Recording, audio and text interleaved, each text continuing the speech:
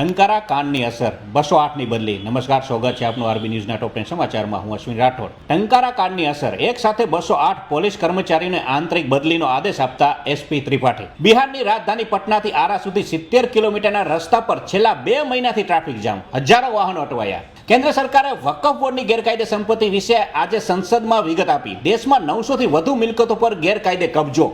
સિરિયાની અશાંતિનો ઇઝરાયેલે ઉઠાવ્યો ભારે લાભ. ગોલન હાઇટ્સ પર કર્યો સંપૂર્ણ કબજો. ખ્યાતિકાંડ મુદ્દે કેન્દ્રની ટીમના ગુજરાતમાં ધામા. આરોગ્ય વિભાગ સાથે બેઠકોનો દોર. ફિલિપાઇન્સમાં જ્વાળામુખી ફાટ્યો. 87,000 લોકોનું કરાયું સ્થળાંતર.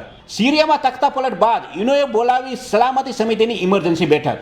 શક્તિશાળી આઈએનએસ તુસિલ જહાજ રશિયાએ ભારતને સોંપતા ભારતીય નૌકાદળની તાકાતમાં થયો ધરખમ વધારો. કેન્દ્ર સરકારને સુપ્રીમ કોર્ટે મફત રેવડી વિશે કહ્યું.